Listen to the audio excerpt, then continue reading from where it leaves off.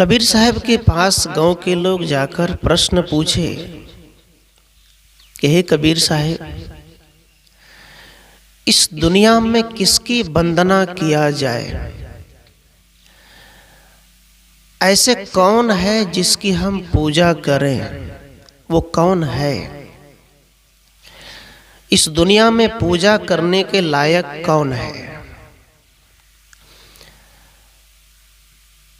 क्योंकि आज पूरी दुनिया कहीं न कहीं किसी की पूजा तो करता है, लेकिन सच्ची वंदना, सच्ची भक्ति, सच्ची पूजा पाठ किसका किया जाए? कबीर साहब कहते हैं, एक जीता जागता गुरु की पूजा किया जाए। हम कहीं ना कहीं एक छोटे सी पत्थर, छोटी सी कोई वस्तु है, उनकी पूजा करते हैं। वो एक बाहरी पूजा है। उस पूजा से मनुष्य के जीवन में और मन के विषय में, माया के विषय में कोई ज्ञान प्राप्त नहीं होता है। मनुष्य यदि सद्गुरु के पास बैठते हैं, उनके शास्त्र को अध्ययन करते हैं, उनकी किताबों में लिखी गई बातों को यदि घोर कर पी जाते हैं, वो असली पूजा है। सद्गुरु कहते कि रोज कहीं न कहीं लोग जाते हैं शांति की तलाश में। मुसलमान कहते हैं कि हम मक्का मदीना जाएंगे तो शांति मिलेगी। हिंदू कहते हैं कि मैं काशी बनारस द्वारिका जाऊंगा तो शांति मिलेगी। सच्चे सद्गुरु, एक बोधवान गुरु कहते हैं, ये तुम दोनों को कहीं शांति नहीं मिलेगी। शांति कैसे मिलेगी? अपने ही घर में, अपने ही समाज में, अपने ही परिवार में यदि प्रेम से रहा जाए तभी शांति मिलेगी। न तो मक्का मदीना जाने से सुख मिलेगा, न काशी बनारस गंगा स्नान में डुबकी लगाने से सुख मिलेगा। ये दोनों भूले हैं। हिंदू कहता है कि मेरा रामायण भगवान ने लिखकर भेजा है। मुसलमान कहता है कि मेरा कुरान अल्लाह ने लिखकर भेजा है। अब ये दोनों से पूछा जाए, क्या आकाश में कोई मशीन लगा हुआ है जो किताब छप के वहां से आता है नीचे? हाँ, आदमी के द्वारा किताबें लिखी गई। आदमी ने किताब लिखा, चाहे वो गलत लिखा हो या अच्छा लिखा हो। कोई फिल्मी गाने लिखते हैं किताबों में, हिंदी गाने की किताब है, शायरी की किताब है, उसको इंसान ने लिखा। इसी प्रकार धर्म की किताब को भी इंसान ने लिखा। ना कोई भगवान लिखा है, ना कोई अल्लाह लिखा है। ये बात जितनी जल्दी मान लेंगे, विवाद खत्म। हम शांति की तलाश कर रहे हैं, और जितने लोग आज दुनिया में धर्म के नाम पे शांति की बात कर रहे हैं, सब लड़ते जा रहे हैं। जितने बड़े बड़े युद्ध हो रहा है, बस सब शांति के लिए। बांग्लादेश में युद्ध हो रहा है। एक धर्म कहता है कि मैं ही शांति स्थापित करूंगा, दूसरा कहते मैं करूंगा। लेकिन पता चलता है कि किसी के मजहब में शांति की बात हो ही नहीं रहा है। सज्जनों, सबके मन में एक घमंड है, एक कि मेरा धर्म सबसे बड़ा, मेरा भगवान सबसे बड़ा और मेरा अल्लाह सबसे बड़ा। अब कौन किससे बड़ा ये तो पता ही नहीं चल रहा है। सज्जनों, लोग ये भी कहते हैं कि तू हिंदू धर्म कबूल कर ले। मुसलमान कहता है कि तू मुसलमान धर्म कबूल कर ले। बौद्ध कहता है कि तुम बौद्धिस्ट हो जा। ईसाई कहते तो ईसाई हो जा।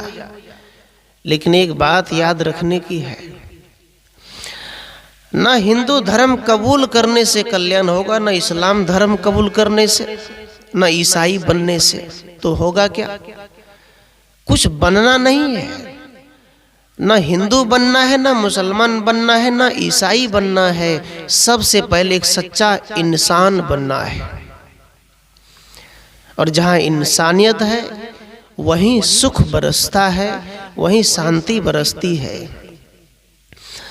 मान लीजिए कोई इस्लाम धर्म कबूल कर लिया, मान लीजिए कोई हिंदू धर्म कबूल कर लिया। जैसे एक चोर है, उस चोर को एक साधु के कपड़े लपटा दिए, तो चोर जो चोरी करके आया है वो चोर है, उसके ऊपर साधु का कपड़ा लपटा हुआ है, लेकिन अंदर से तो चोर है, ऊपर से कपड़ा है, तो इससे तो खतरा बढ़ेगा। इसी प्रकार धर्म बदलने से कल्याण नहीं होगा, सुख शांति का रास्ता नहीं है। मनुष्य का स्वभाव बदलना है। हिंदू जाते हैं गंगा में डुबकी लगाते हैं, मुसलमान जाते हैं मदीना में, पत्थर मारते हैं। किसको मारते हैं? शैतान को। कबीर साहब कहते हैं पत्थर मारने से तुम्हारा शैतान नहीं मरेगा, तुम्हारे अंदर में जो शैतान बैठा है उसको मारो, तब शैतान मरेगा। भीतर वाला जो कहता है कि मैं दूसरे को काट दूंगा, दूसरे को मार दूंगा, वो काफिर है। जो हिंदू कहता है कि नहीं नहीं मेरा ही भगवान बड़ा है, दूसरे का है ही नहीं, वो कहे कि मैं थोड़ा सा डुबकी लगा लूं नदी में, गंगा में, मेरा मुक्ति हो जाएगी। कबीर साहब कहते ये दोनों पागल बने हुए हैं, दोनों भूले हुए हैं, कहीं कोई गुंजाइश नहीं है सुख से जीने का। सुख से जीना चाहते हो तो अपने अपने मजहब में, अपने अपने धर्म में एक मानवता स्थापित करो। मानवता,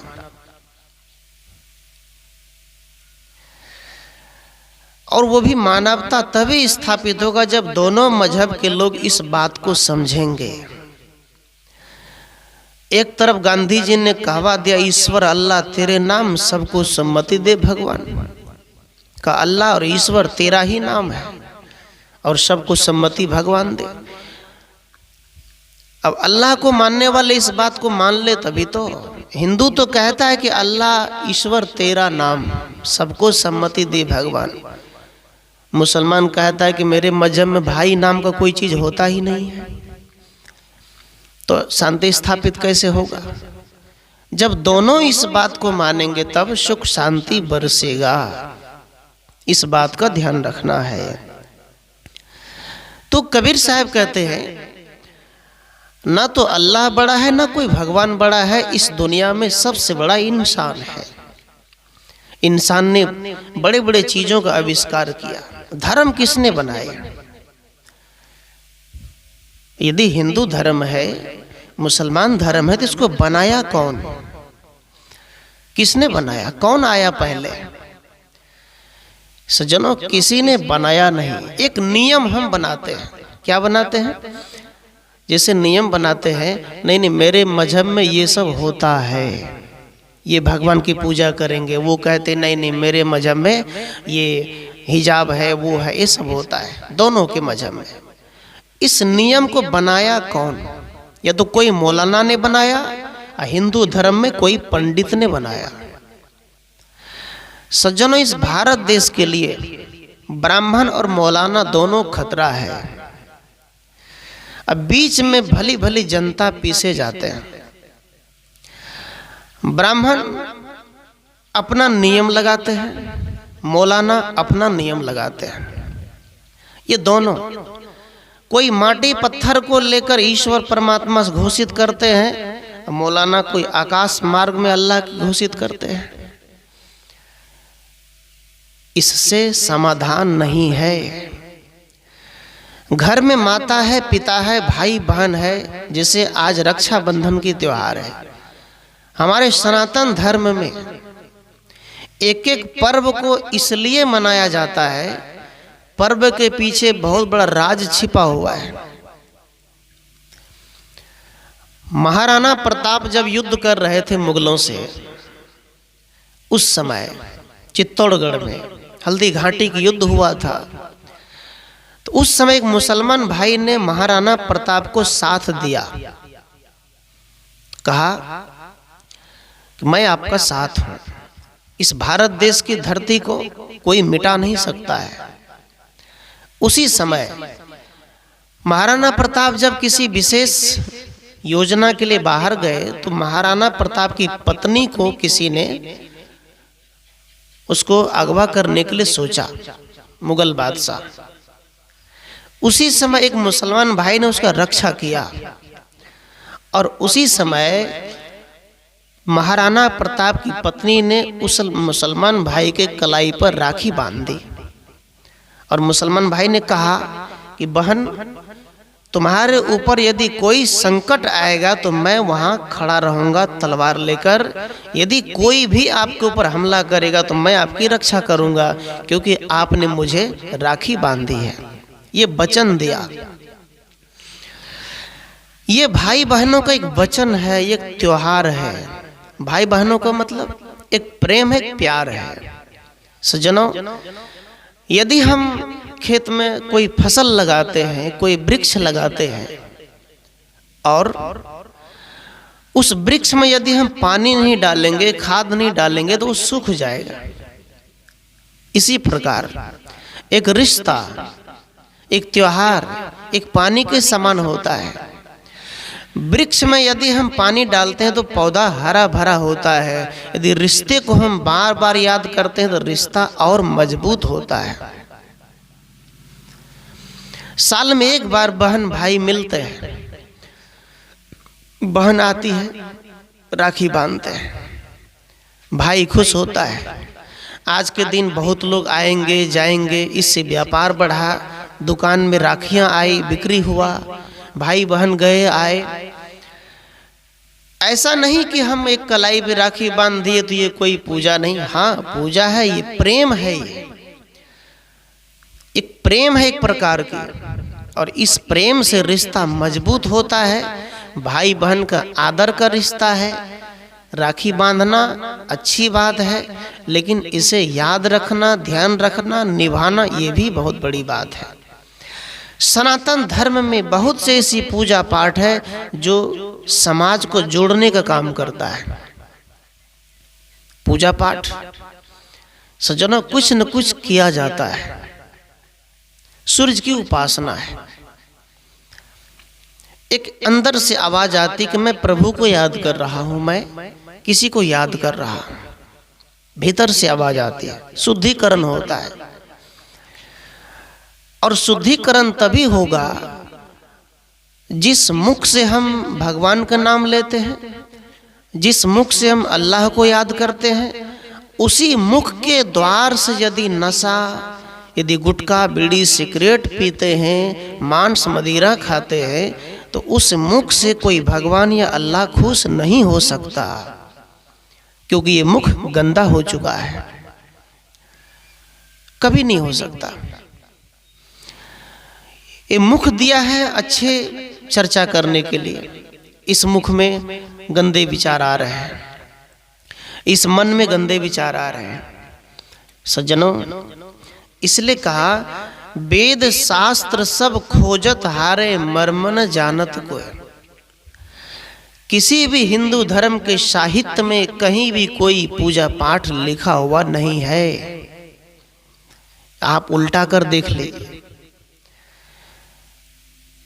सनातन धर्म के जितने साहित्य है वो सीधा कहते कि तू मानव की पूजा कर।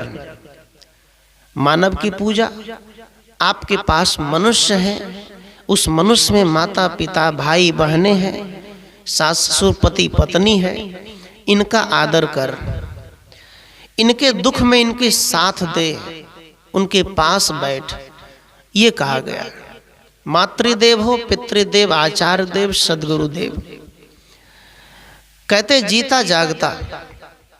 जो स्कूल में टीचर होते हैं वो आपकी मतलब बड़े ज्ञान देने वाले कौन है? गुरु है। और जो गुरु होते, जो अध्यात्म ज्ञान देते, वो एक गुरु है। और जो माता पिता है वो एक गुरु है। ये चार देवता का निर्वाण शास्त्रों में किया गया है। देवी और देवता, देवी बोलते हैं, देवता बोलते हैं। देवी कौन है? स्त्री। देवता कौन है? पुरुष। पुरुष अपने को देवता बना ले वो देवता हो गया, स्त्री अपने को देवी बना ले वो देवी हो गया। कोई काली चंडी दुर्गा बाहर की चीज नहीं है, वो स्त्री ही है। जो स्त्री, काली का मतलब एक तलवार लेकर खड़ी है, जीव निकाल कर खड़ी है। क्यों? अपने भैंसुर को लांग दिए, शर्म के मारे जी निकाल दिए। लज्जा अर्थात हम एक दूसरे की लज्जा मतलब आदर करें। बड़े देवर है, बड़े जेठान है, उनका आदर होता है। यह है मर्यादा। सद्गुरु कहते हैं कि मर्यादा में रहने वाले व्यक्ति ही समाज में सुदृढ़ होता है। तो यहाँ कहते हैं वेद शास्त्रों में खोज खोज कर मर गए, थक गए, लेकिन अभी तक कुछ नहीं हुआ। आज तक जितने धर्म के नाम पे जीव हत्या हुआ, धर्म के नाम पे जितने युद्ध हुआ, उतने और कोई नहीं हुआ। ये सब धर्म के नाम पे हो रहा है। सज्जनों, धर्म वो नहीं है तलवार पकड़ लिए गला काट दिए। धर्म उसे नहीं कहता। धर्म है धारण करना, जो दया को धारण करे, जो प्रेम को धारण करे, उसे हम धर्म कहते हैं। सज्जनों, यदि हमारा गला खान पान गलत होता है तो धर्म भी गलत हो जाता है। 5 लड़के मिलकर बैठ गए, एक बकरे काट दिए, 2-4 बोतल रख दिए, सिगरेट रख दिए, चलो पी लिए, खा लिए। हाथ में आ गया तलवार। जब तलवार आ गई तो वहां धर्म रहा कहां? धर्म तो विनाश हो गया। अब किसी ने कहा, अरे इसने मेरे धर्म के बारे में वो बोल दिया, उसने ये बोल दिया, चलो उठाओ और चलो शुरू करो युद्ध। इसको धर्म नहीं कहते। ये क्या है? शैतानी। ये शैतानी है। एक बार एक कपड़ा, एक बजरंगबली का झंडा था और एक इस्लाम का झंडा, दोनों झंडा लगा हुआ था और दोनों झंडा गड़ा हुआ था। दोनों ने कहा कि मैं तुम्हारे झंडे को जला दूंगा, उसने कहा मैं तुम्हारे झंडे को जला दूंगा। इसी तरह करते करते जला भी दिया एक दूसरे के।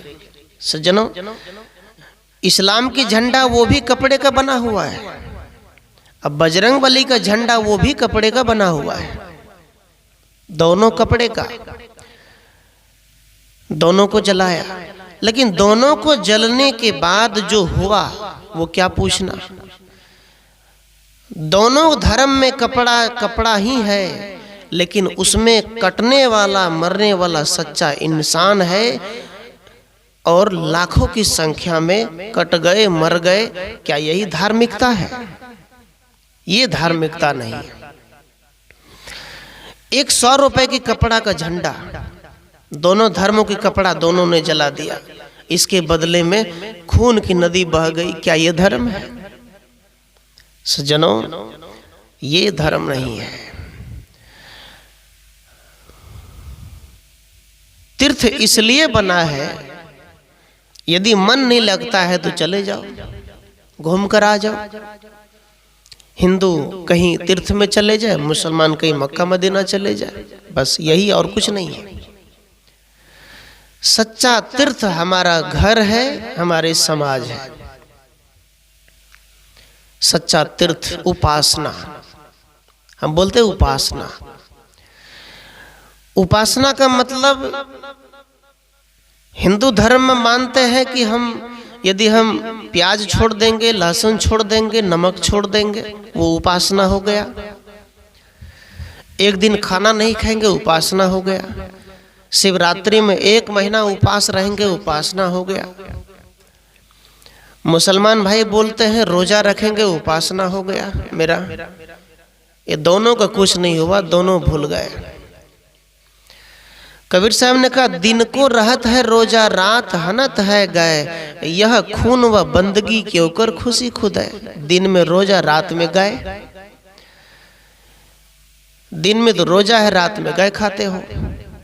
हिंदू से कहता है कि तुम तो रोजा रखते हो, हिंदू से कहता है कि तुम तो उपासना करते हो, तुम दूध नहीं खाते हो, तुम दाल भात नमक नहीं खाते, लेकिन सिगरेट गुटखा पुड़िया खाते हो, तो तुम्हारी उपासना कहाँ हुआ? दोनों के रोजा टूट गया। सज्जनों, कहने का तात्पर्य है उपासना। मन से बुरे विचारों को त्याग करके यदि हम खुदा को याद करते हैं, भक्ति करते हैं, वही सच्ची भक्ति है। यदि मन में पाप भरा है, मन में रावण है, मन में शैतान है, चाहे कितनी ही इबादत, कितनी भी पूजा कर लो, कुछ मिलने वाला नहीं है, इससे नुकसान ही हो सकता है। सनातन किसे कहते हैं? सत्य सनातन, अर्थात जिसका कभी विनाश नहीं होता है। मतलब शरीर का विनाश होता है, शरीर से आत्माएं निकल जाती है, शरीर को जला दिया जाता है या तो गाड़ दिया जाता है। गाड़ दो, फेंक दो, जला दो, कोई फर्क नहीं पड़ता। यहां भी बहुत बड़ा विवाद। कहेंगे मेरे धर्मों में तो गाड़ने की रिवाज है, आपने फेंक कैसे दिया? हिंदू कहेंगे मेरे धर्म में जलाने की रिवाज है, तो आपने गाड़ कैसे दिया?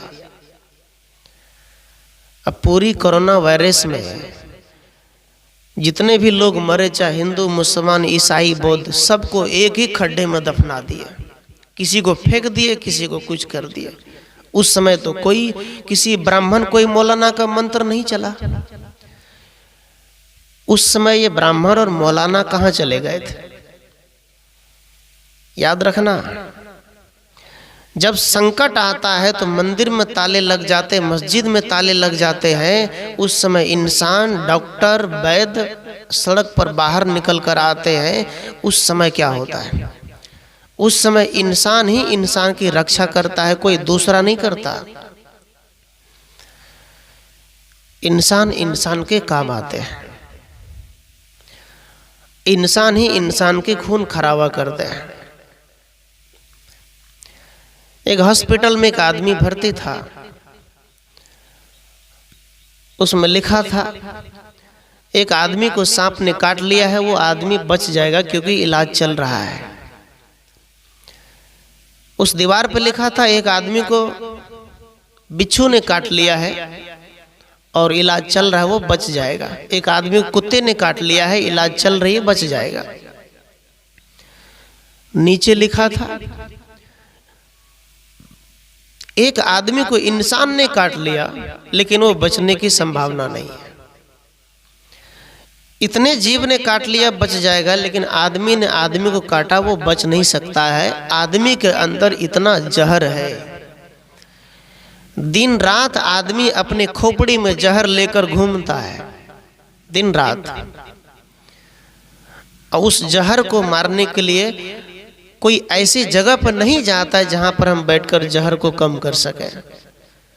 हर जगह विवाद, हर जगह मन अशांत। क्यों? क्योंकि जहर ही भरा है।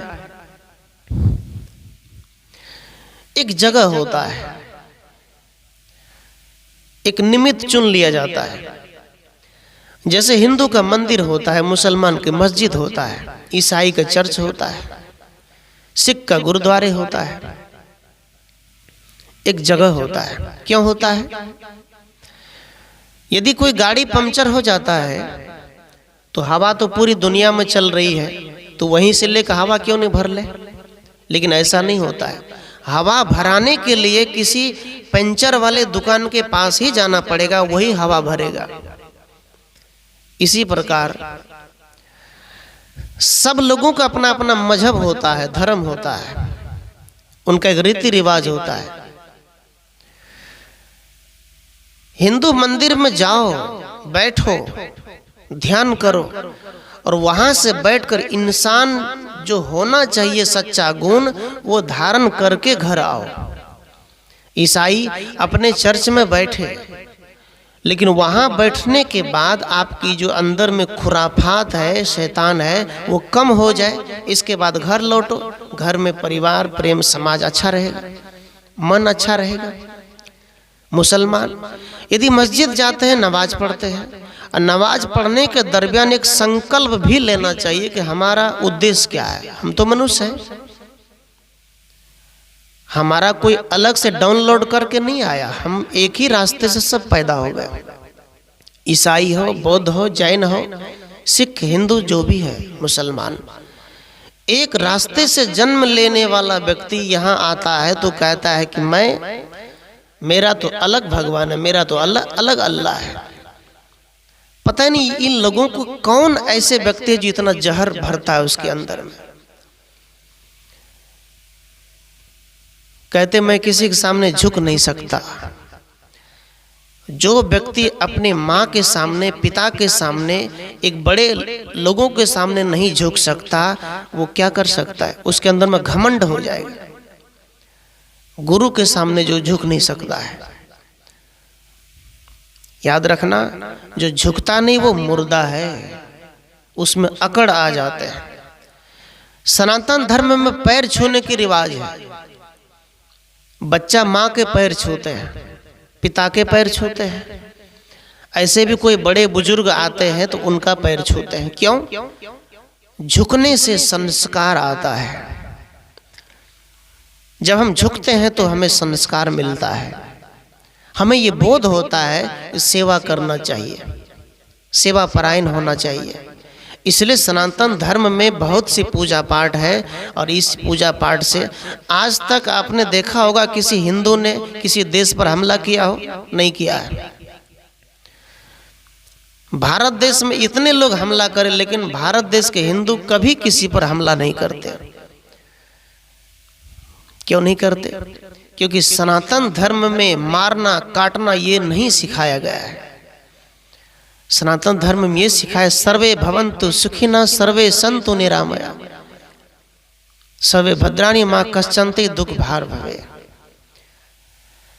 कहा सर्वे भवन्तु सुखिनः। सनातन धर्म ये कहता है कि पूरा संसार सुखी रहे। बांग्लादेश से जब वो एक प्रधानमंत्री भागकर आए तो पूरे देश में कोई शरण नहीं दिया, भारत देश में शरण मिला उसको। यहीं से ये पता चलता है कि हमारे भारत में सबको शरण दिया जाता है, लेकिन भारत को ही जब कोई खोखला करने लग जाए तो फिर क्या पूछना। का सर्वे भवन्तु सुखिनः, चाहे अमेरिका हो, चाहे पाकिस्तान हो, चाहे बांग्लादेश हो, चाहे चाइना हो, इस देश में जितना भी लोग हो सब सुखी रहे, यही कामना भारत देश के हिंदू या भारत देश के समाज करते हैं, सनातन धर्म करते हैं। इसलिए और संत रविदास ने भी कहा, ऐसा चाहूं राज में जहां मिले सभिन को अन्न। कहा मैं ऐसे राज चाहता हूं जहां सबको अन्न मिले, सबको भोजन मिले, सबको बराबर अधिकार मिले। मैं ऐसा राज चाहता हूं। तो ऐसी समाज के लोगों को चिंतन, ऐसा सोच बनाना पड़ेगा। तो मैं कह रहा था मंदिर मस्जिद, सब अपने अपने मंदिर में बैठो, सब अपने अपने मंदिरों में जाओ, अपने अपने मस्जिदों में जाओ, लेकिन याद रखना उस मंदिर में गांजा के सेवन ना हो, उस मंदिर में बीड़ी का सेवन, सिगरेट ना हो, उस मंदिर में शराब ना हो, और उस मस्जिद में किसी प्रकार की आतंकवाद न पला हो, तब समाज बदल सकता है। यदि दोनों मंदिर बना लिए, मस्जिद बना लिए, कोई बकरी काट रहे हैं, कोई गाय काट रहे हैं, कोई कुछ काट रहे हैं, तो क्या मिलेगा? इससे बुद्धि खराब होगी, समाज में विकृति फैलेगी, समाज में जो एकता स्थापित होनी चाहिए वो कभी नहीं हो सकता है। इसलिए दोनों धर्मों के लोगों को इस बात को सोचना चाहिए और मानवता धारण करना चाहिए। कबीर साहब के एक भजन है, संकल्प है हमारा इंसान हम बनेंगे, इंसान हम बन गए तो भगवान भी बनेंगे। पहले हम इंसान बने तो भगवान भी बन सकते हैं। हो बौद्ध जैन मुस्लिम हिंदू हो या ईसाई, आपस में भाई भाई सबको गले मिलेंगे। लेकिन कैसे? एक तो गला मिल रहा है, एक चारा बना रहा है। मान लीजिए दो भाई है, एक भाई कहता आओ भाई मेरे गले मिल जाओ, दूसरा भाई गला मिलते ही पीछे में तलवार खोस के रखा है, क्या पता वो कम मार दे। सज्जनों, भाई भाई तभी होता है जब दोनों भाई का मन निर्मल होता है, दोनों भाई का मन पवित्र होता है, तभी प्रेम स्थापित होगा, ऐसे नहीं होगा। तो धार्मिक कौन है? धार्मिक कौन? धार्मिक वो नहीं जो तीर्थों में जाता है, धार्मिक वो नहीं जो मदीना में जाता है, धार्मिक वो नहीं जो मस्जिद में जाता है, जो मंदिर में जाता है। धार्मिक वो है जो दया को धारण करे, प्रेम को धारण करे, जो एकता को धारण करे, वो धार्मिक है, वो सबसे अच्छा आदमी है। तो मैं कहा वेद शास्त्र किताबों में खोज लो, कुरानों में खोज लो, तुमको कहीं भी कोई समाधान नहीं मिलेगा। इंसान के अंदर में खोजो, अपने अंदर में खोजो, समाधान मिल जाएगा। यह है समाधान। गुरु समान और को दाता ताकि करिए से, कहते गुरु के समान कोई दूसरा दाता नहीं। दाता का मतलब जैसे कहेंगे कि अल्लाह के सिवा कोई इबादत करने के लायक नहीं है। हिंदू कहता है राम के सिवा कोई इबादत करने के लायक नहीं। कोई कहेगा इस्लाम वो भोलेनाथ के अलावा कोई लायक नहीं। सब अपनी अपनी बात कहेंगे कि मेरे भगवान के बड़ा कोई नहीं, मेरे भगवान के बड़ा कोई नहीं। इसमें विवाद बढ़ेगा घटेगा नहीं। मैं कहूँगा सबका बड़ा, और जिनके पास जो गुरु है, जो उस्ताद है, उसमें सही ज्ञान होना चाहिए, समाज को सही रास्ता देने वाला होना चाहिए। वो समाज अपने आप बदल जाएगा।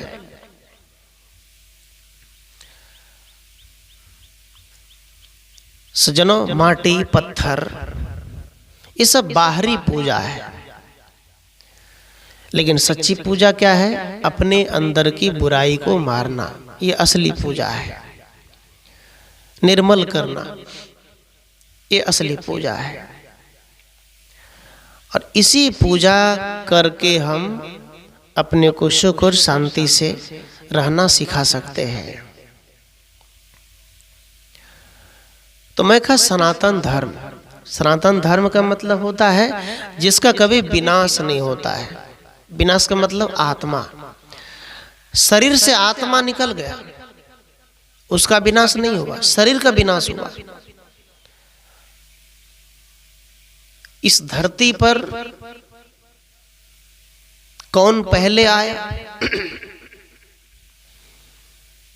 इसका कोई पता तो नहीं है। ऐसे कौन व्यक्ति है जो पहले आया? सब अपने अपने हिसाब से सिद्ध करते हैं कि मेरा खुदा पहले आया।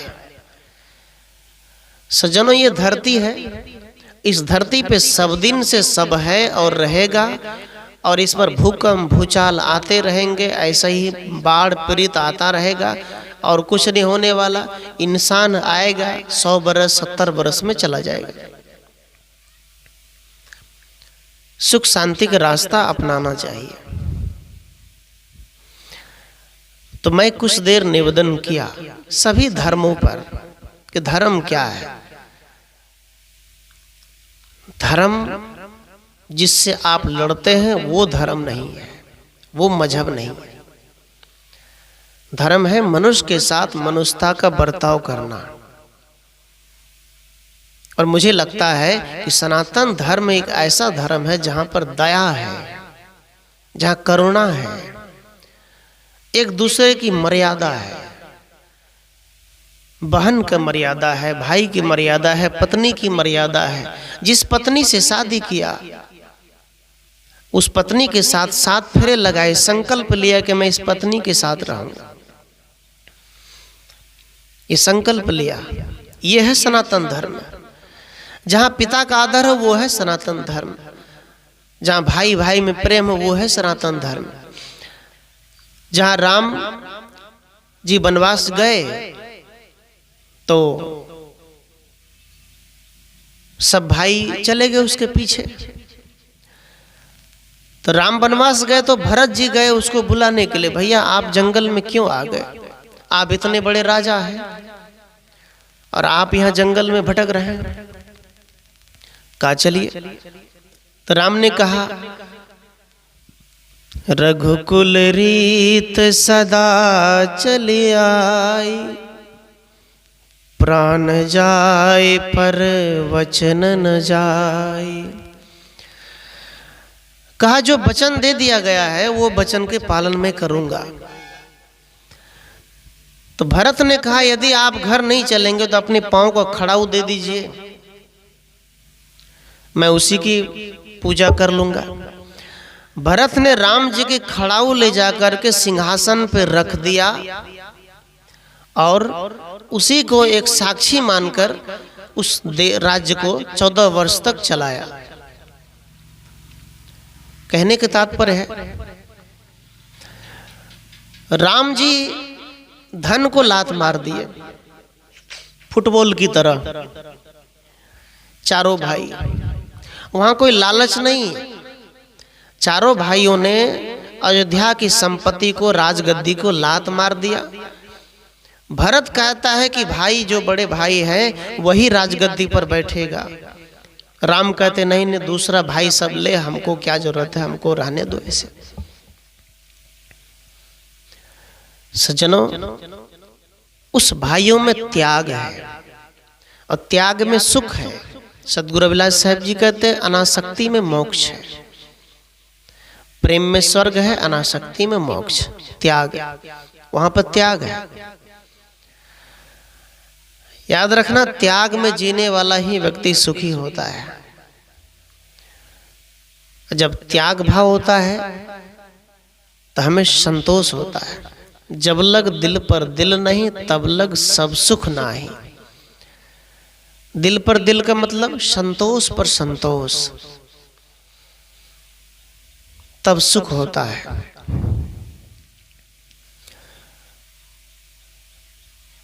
तो सनातन धर्म के लोगों को ये समझना चाहिए। हमारे हिंदू धर्म के लोगों को जागरूक होना चाहिए।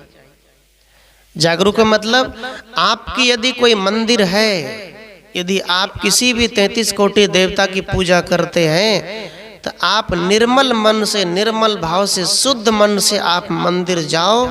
याद रखना, उस मंदिर से जब घर लौटोगे तो जरूर आपको सुख, चैन, शांति मिलेगी।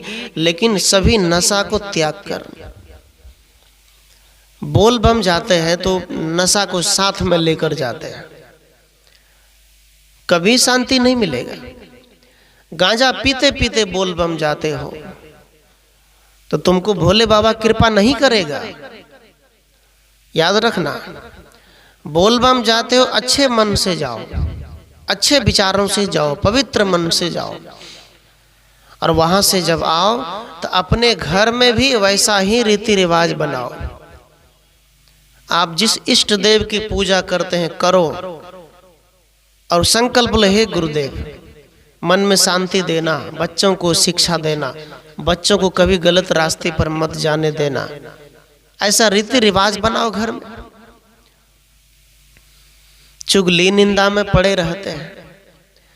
देखला फलना के बाबू है ना भै गले, ओकरा तो ऊ भै गले, ओकर बेटी तो है ना भै गले, यही सब तो करते हैं। याद रखना, केवल अपने को देखो, दूसरे को ना देखो। अपने को देखना है। 5 उंगली है, एक उंगली दूसरे की तरफ उठाते कि वो आदमी गलत है, और 4 उंगली अपने तरफ उठता है कि तुम देखो तुम भी गलत हो। एक उंगली क्या कहता है कि तुम गलत हो, और 4 कहता है कि नहीं तुम तो पूरा ही गलत हो। इसलिए अपने अपने विकारों को, अपने अपने आदतों को सुधार लेंगे, यही धार्मिकता है, यही पूजा है, यही सभी देवी देवता की पूजा है।